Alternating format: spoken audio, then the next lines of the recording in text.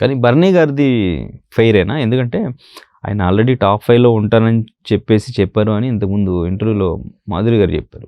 And ఇంక డెఫినెట్‌గా ఉంటాడు అని చెప్పేసి సోషల్ మీడియాలో ఈ మధ్యన ఆయన నాగార్జున గారు మాట్లాడిన ఒక వీడియో, నిహారికతో మాట్లాడుతున్న వీడియో ఒకటి వైరల్ చేశారు. నాగబాబు వచ్చి ఆయన్ని సపోర్ట్ చేశారు. ఇదంతా చూసిన తర్వాత డెఫినెట్‌గా ఆయన్ని ఉంచడానికే మళ్ళీ కావాలని హౌస్‌లోకి తీసుకొచ్చారు. ఆయన టాప్ 5 అనేది ఫిక్స్ అని అనుకున్నారు. కానీ ఇప్పుడు ఈ ఎలిమినేషన్ ఆ వీడియో బయటికి రావడం వల్ల మేబీ ఇది నిజమే అని జనాలు అనుకుంటారేమో అని పంపించేశారా? నాగార్జున గారు ఆవిడతో నిహారికతో మాట్లాడిన వీడియో దాంట్లో మరి అది ఎంతవరకు నిజమో అది జస్ట్ ఆ బిట్ మాత్రం కట్ చేసి పెట్టారు. దాని ముందు వెనకాల తెలిస్తే దాని రియల్ కంటెక్స్ట్ తెలుస్తుంది. బట్ ఒకవేళ అది నిజం అనుకుంటే అది బయటికి రావడం వల్ల నిజంగానే టాప్ 5లోకి కనుక భరణి వెళ్తే ఓహో ఆల్రెడీ ఫిక్సింగ్ అనే మాట నిజం అని జనాల్లో గట్టిగా ప్రచారం అవుతుంది అని నమ్మిన బిగ్ బాస్ వద్దులే మనం పంపించేసి మన నిజాయితీ నిలబెట్టుకుందాం అనే కోణంలో ఈయన పంపించేశారా ఒకటి. రెండోది భరణి స్వయంకృత అపరాధం కూడా ఉంది.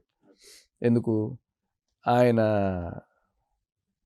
మన సుమన్ శెట్టి వెళ్ళి నా పాయింట్లు నీకు ఇస్తానన్నప్పుడు వద్దు ఆవిడకి అని చెప్పి ఇచ్చారు. మేబీ ఈయనే తీసుకొని ఉంటే ఈ రోజు ఉండేవాడేమో.